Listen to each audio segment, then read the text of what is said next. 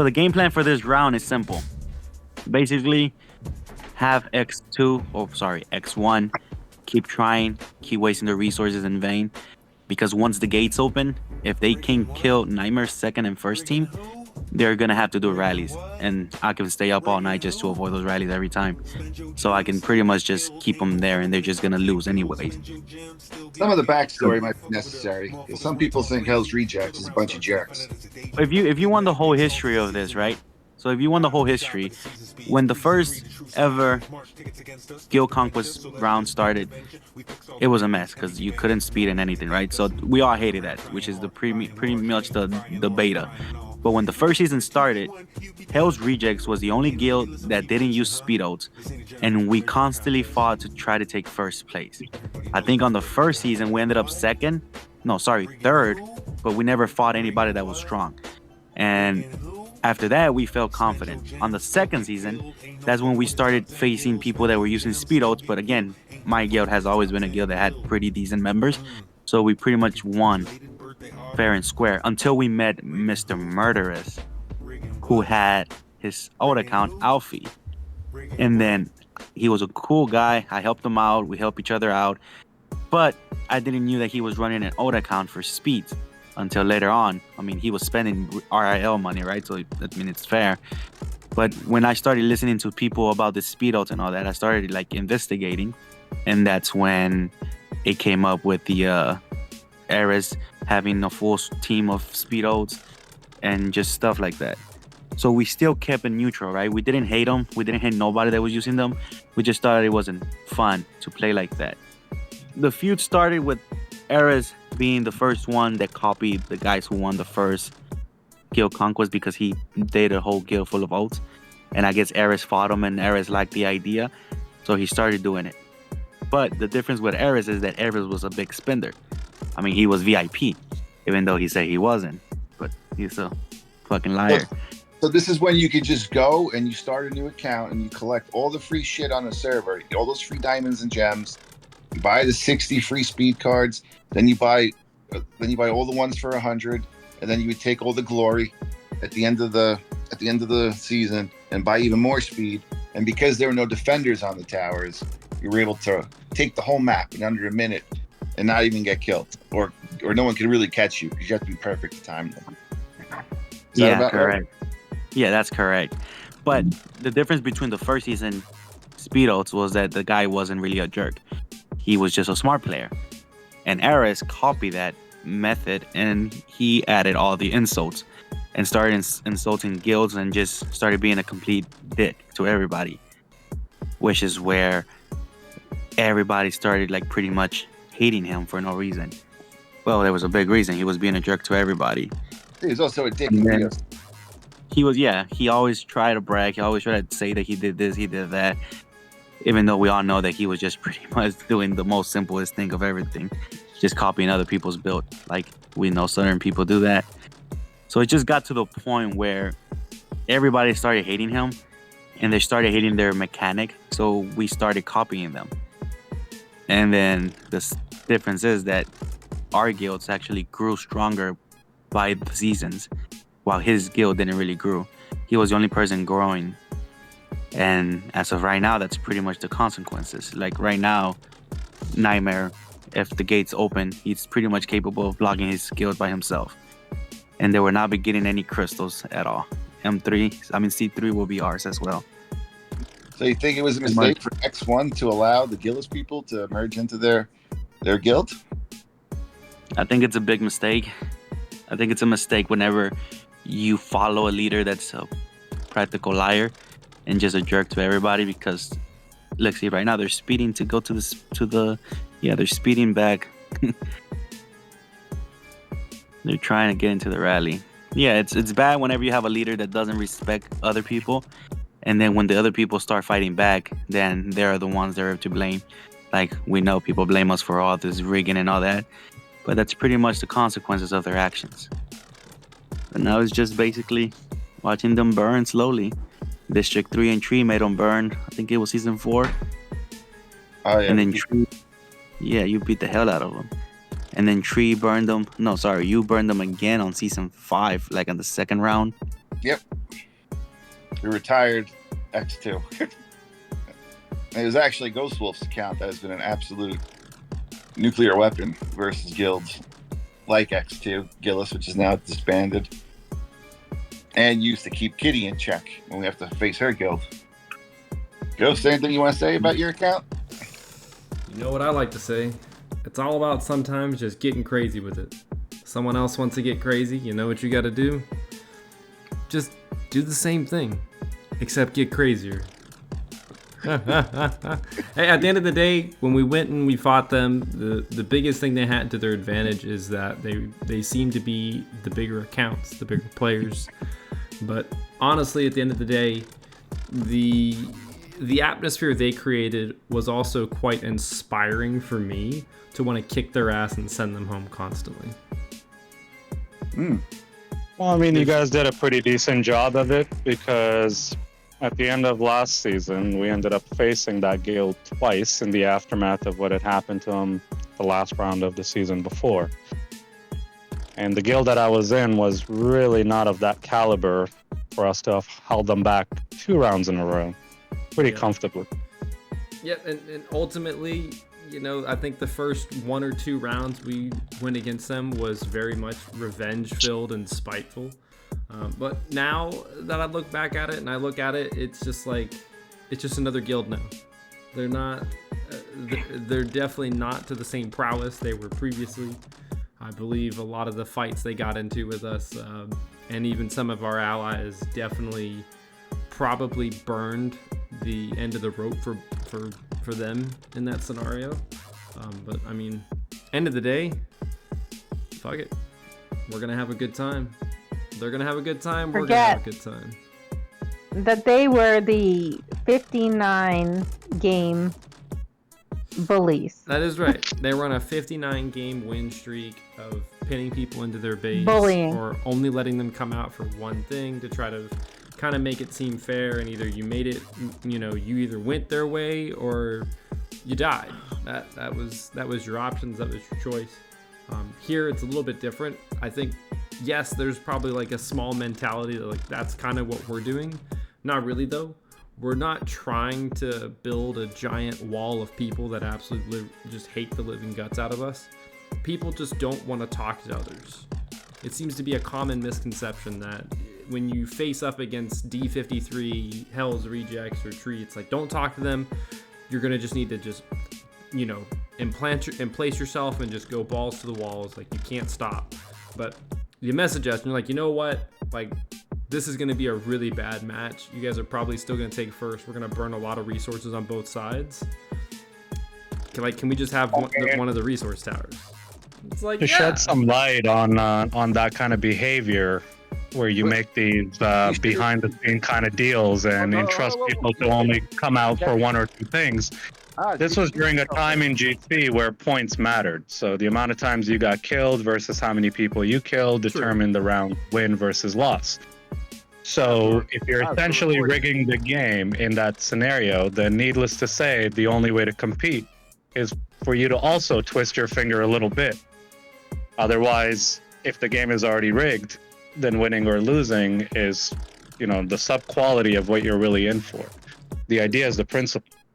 Yeah, it's very much it's a good point. And obviously, D53 or Tree is supposedly breaking the spirit of a guild. It's because that guild has already operated in bad faith from the get-go.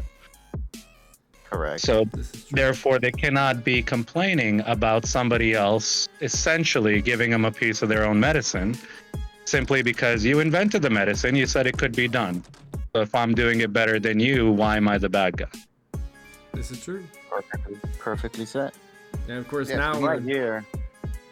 we're definitely in a situation now, and we're in a time and place where I think a lot of us look at aspects of the game, especially after our last call with Bobby. I think a lot of people in this room that heard that call are kind of a little bit upset at the game, or kind of don't want to play the game to the same extent they were previously, because one, there was a lot of questions that overflowed from the community members and just people that are quite active in the community. And I don't know about y'all, but I didn't walk away with even 5 answers. I didn't walk away with anything. I walked away with more questions than what I even asked. So it's definitely not a good scenario that Goat Games has put themselves in. Yes, can they dig themselves out? Probably, but the amount of information that we don't have, the amount of changes that will occur, that we won't have any idea or any foresight of when they're coming, definitely makes it extremely difficult to, stay high-spirited. As of now, I mean, the entire intent of most of these battles is don't spend everything you need to. Have a chill round, relax, enjoy your week, because, the next round you fight, it's the same scenario. There's nothing you're ultimately gaining out of it. You're just kind of in the same situation. Yeah, correct. Well, we'll have to tune back in. But I mean, that's sort of from my observation, because obviously I joined this game relatively late and I wasn't really familiar with who some of the bigger players were and some of the bigger guilds. But the one thing I did pick up, and it speaks to, I think, human nature in a nutshell, whether it's on game world or outside in real life, it's essentially if somebody doesn't like you and they cannot do anything about the fact that they don't like you, regardless of their reasons, then they try to control the population around you to also not like you. And that's by any means possible. So they can paint you as some kind of villain. They could paint you as some kind of, liars or bad characters, whatever is in their power to spread false information. So if they can't beat you, at least you won't have any friends either. And it happens all around you. You can see somebody grinding, doing the real work, not taking any shortcuts, and it might rub off the lazy player a little bit. And instead of them looking at themselves in the mirror saying, hey, I should be doing what that person's doing, they're like, well, no, screw them. I'm going to just tell everybody that, oh, they're doing this for their own agenda, blah, blah, blah, and control other people's opinion of them as well to ensure that, they're not enjoying themselves. They're not having a peaceful moment in bliss. And from my understanding of this entire scenario between guilds or the reputation of D53 or Hell's Regis or True or anything in particular, aside from the fact that I know specific individuals in these games, I've also faced these guilds head on, and I haven't personally noticed in any way, form, or shape any dealings in bad faith or anything that seemed out of proportion or unfair or otherwise, So to me, the villainization of certain individuals or guilds pertaining to these three that I just named is completely out of character and out of place. And it feels more like propaganda than anything else, to be honest, coming from a sore group of people who just refuse the idea of self-reflecting and kind of looking at themselves in the mirror every once in a while. Well said, Oz. You want to introduce yourself to the crowd? Oh, yeah. Hi, Ozzy. New guy. Don't know much, but I do understand people. You might want to tell them the guild you're in, name of your in-game account. In-game account, Ozriju, currently occupying a wonderful seat in Gods of Chaos, who have been very pleasant and hospitable to me. And enjoying my tenure. Man's found himself the perfect seat. And it's all that information, everything you spoke there, it's just all hard facts. At the end of the day, I think a lot of people are under the impression that D53 Tree and Hell's Rejects are just going to keep taking first, second, and third, and like that's the intent. But at the end of the day, we've gotten we want everyone to be able to have a shot. And I think, unfortunately, a lot of people put themselves into a corner where they don't want to give themselves a shot. Right, and that's like I said, there's no shortcuts here. You want a shot, the table is open. And everybody I've met so far is absolutely more than willing to play ball as long as you're willing to put in the work. Yep. Like, I've seen these members from these guilds essentially pull all-nighters for as much as 48 hours. It means something to them. And it's not the dollar value associated with their investment that they're putting in. It's their life's currency. That's what time is. They're legitimately putting 2 days of their time into something. So they're earning the win regardless of whatever quote unquote rumors of dealings or otherwise are being spoken. These individuals are not just sitting back and sipping on their iced teas and watching the clock run down. They're actively going out of their way to be up, to be organized, to stay on top, and to put in the work required to get that position. So at the end of the season, if you're going to reward them, I'd say it's earned. And needless to say, like with every game, there's a lot of shortcomings. There are a lot of basic mechanics to this game that have still not been ironed out yet. So in those scenarios, if you want to give yourself an advantage wherever you can, how can that be blamed on the player? How can the player be blamed for such a thing?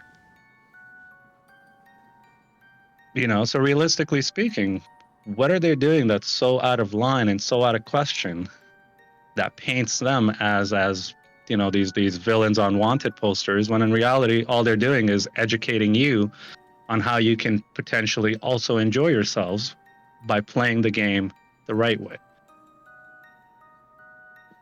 Too, sometimes people forget the fact that we all came up in the ranks together as competitors. So, I mean, we fought, you know, Bloody, we fought Tree, we fought Murderous. We fought a lot of guilds tooth and nail over many seasons, multiple times.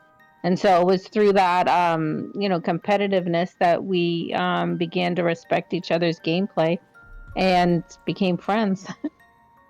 So.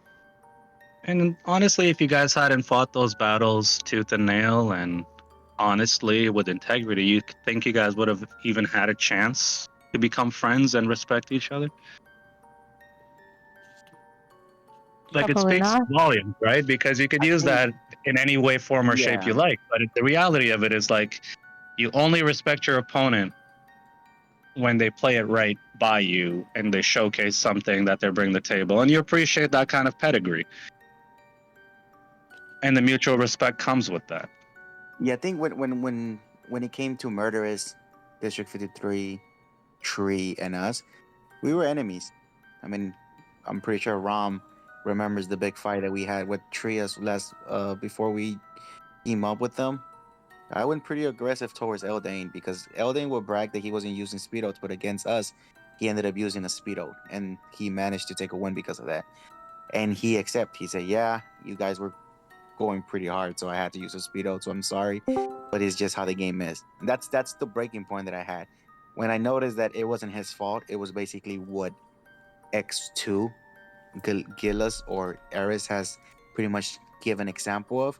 I realized, okay, so I guess it's time that everybody has speedos. And I'm pretty sure there's multiple guilds, maybe even 30 guilds out here that had speedos already. And then after that, the difference between Tree, Murderous, and District 53 is that we actually became friends. And then we actually came into a conclusion that we didn't want to fund gold games with buying speeds. Instead, we will make it so that they take the speeds out of the game. And how are we doing that? We're basically making it so that we save up speeds, we block people, we change the game, we abuse the system, and we do everything possible in our hands to make the developers realize this is a shitty game mode.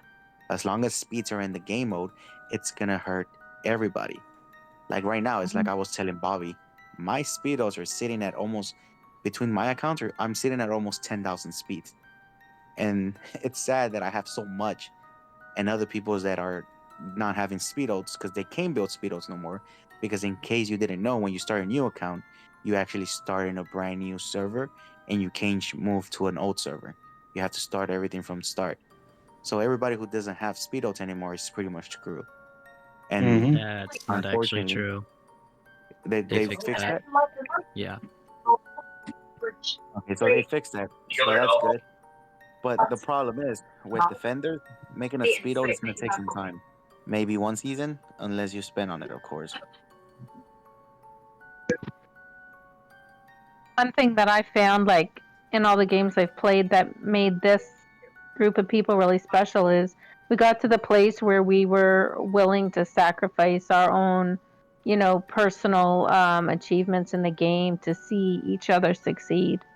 You know, by willingly taking third places or dropping down in the ranks or willingly take on really extremely difficult fights, so that maybe that would save, one of our other friends from having to do that fight later on. And so that's one thing that I've always really respected about all of you guys and appreciated a lot, because it's not Yeah. something you normally see with a group of strangers. So Yeah, you remember I back think then that's a wonderful message as well, because I think it speaks volumes to what a group of people together can do versus any one individual. Yeah. So Yeah. to chime in on like Blooddy's point, where if the game is essentially pressing you against the wall constantly, where unless you're just raining dollars all day, all night long, there's no other way of getting any form of competitive edge to actually stay relevant. But the dollar value does not necessarily carry itself. So it's like if you're out of speeds and you look into the store, you're getting a $20 pack for essentially 20 speeds, which you're going to use in about 10 minutes, depending on how competitive the round is and how experienced the other team is. That value to reward sort of ratio is completely off balanced, and it makes you realize that maybe, just maybe on some part, whether it's on the marketing end or the development end, they're not thinking about the player base. You could generalize saying, some of the players have deeper pockets, sure, but that's one player out of every 5 guilds, maybe, if even that. What about your active players that are daily trying to log in and stay relevant? You're not catering to that. So when a group of people from all these various guilds that had all this bad blood come together and agree on a certain point, it's for the betterment of the entire gaming community for that particular game. And I think that's the bigger message that people are not necessarily paying attention to. When you're pressed up against the wall and you have the wits to understand how to get yourself out of it without having to constantly throw fusses or fight, why wouldn't you utilize that option? It's the diplomatic option anyways. And at the end of the day, the only people that are going to be taking account for that or any type of attention that's going to come their way is going to be the people in charge of putting these particular things in place to begin with. And that's not the player base, but particularly either the marketing teams or the development teams. So it's a good message. It's a good message to see some of your more active, some of your more relevant players gather together and essentially announce the exact same point and echo it over and over until it reaches the right ears. So that could be other people's perspective, but from what I'm realizing, it's like people are far more invested in their own personal limited opinions on the matter without having all facts. And they're allowing themselves to basically run with that as opposed to understanding the bigger message here. And even if that were the case, like to trickle down on what Ghost was saying, like even if the case was where 3 guilds are essentially taking one first, second, and third every season, even that in itself is a pretty loud message to all the right parties. Like, hey, this is your game mode. Are you okay with this? And even that, again, serves the community. Yeah, but it brings a lot of things to question, obviously. I think a lot of us, just after the last Q&As and just the subpar responses and answers we've received from most of the Q&As that we've attended and we've witnessed and listened to, it's all going down the same path. So at this point, we've lit the match, we've lit it and thrown it under their chairs, and we're going to see how high they're going to pop off their seat. Because this is also a pretty big claim here. I mean, the idea with GC was 3 guilds battling it out for the crown every single match until you get to the point where you're at the physical top, where you've obtained the crown. But as you can see, they really don't care. The devs aren't going to step in and really do much about it at this time. They're just going to continue to let things play out, and they might review it at a much later time. I mean, I guess you could almost say it is what it is at this point. But at the end of the day now, where instead of lining their pocketbooks and making it make sense, where this makes sense for them to sit there and just continue making money and not having to do anything, we're in a sense just not feeding into the coffers that they have already created. And the other thing is, if other groups step in and agree, then they also are going to be able to partake in that. They can take that money that they would spend in the game and put it somewhere else. There's other things that they can do. I don't know about you, but GC, for a lot of people, they'll spend a lot of time in it. Generally, as you said, staying up for 24 to 48 hours, constantly playing it.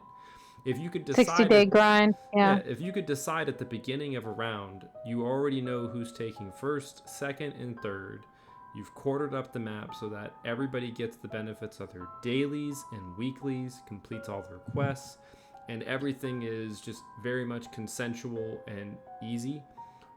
Everyone's going to have a better time because now they don't need to have their phone up in their face all night long hoping that they're winning. They're able to say, you know what? I already know the results are pretty much guaranteed here. I'm going to go and spend time with my family. I'm going to go to the movies tonight. I'm going to go out and, go eat dinner and not have to worry about my phone. As games should be, right? That's how it should be. Most of us that play console games, when you turn the console off, you're done. You didn't take it with you to the place you're sitting down with your spouse and you're sitting there and eating. You left it at home and that's where it is. Now you might go back home after eating and start playing it again. You might get a shoe thrown at you. Things happen.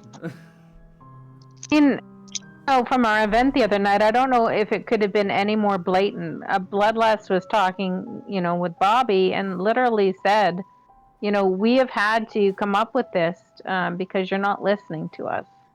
And, essentially said that, we are having to, play this way because of your lack of making changes in the game that we've been requesting for a long time. Which too caters to the community, right? Like he's not preaching for one or two guilds. He's preaching for the entire player base. And I think that requires far more applause than it does frowns.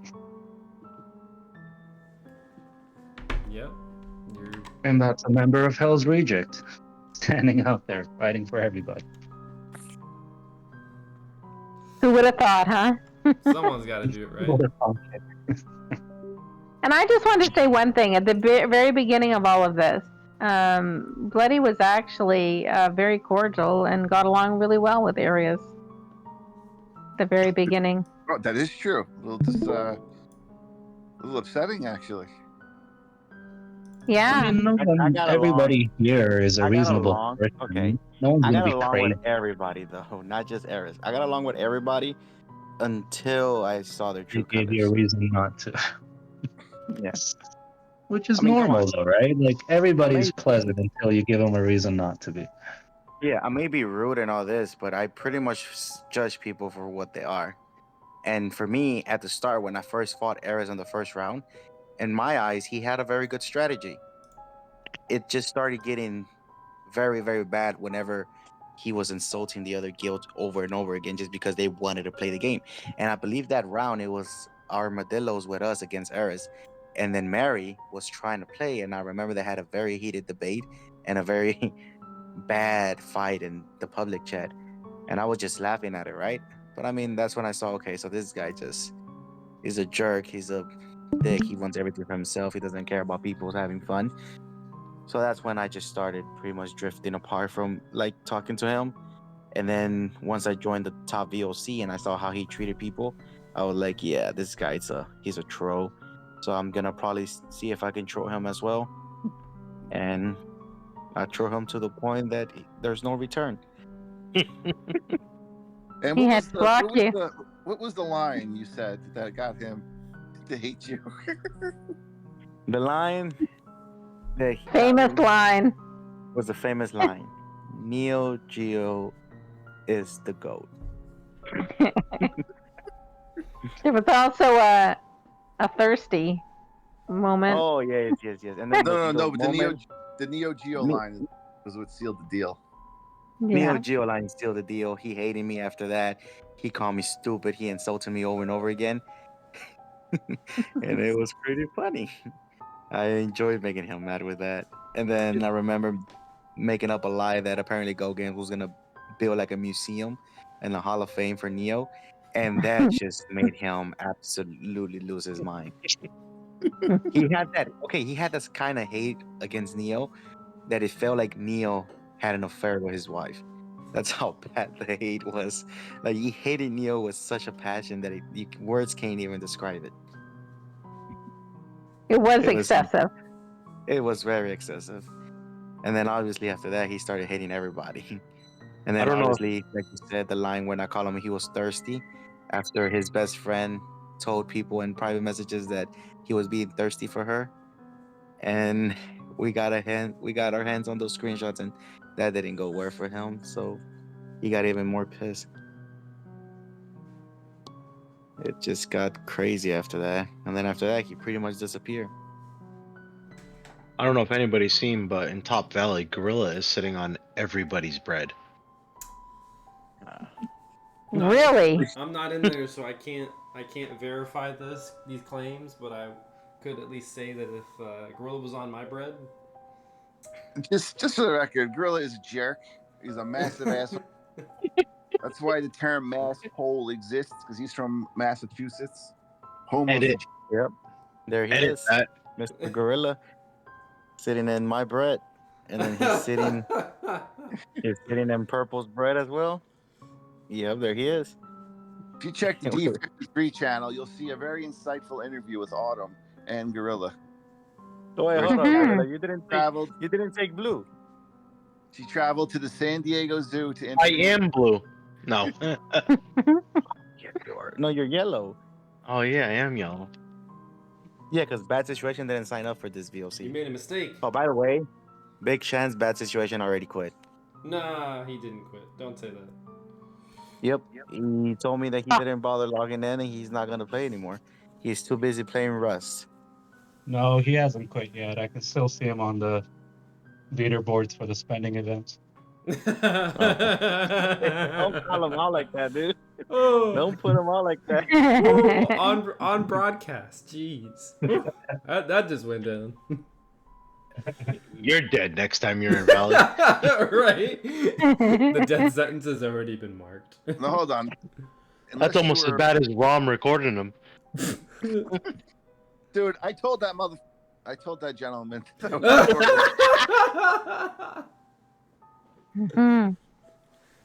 He's like, listen, what I told that gentleman is that I told him I was recording.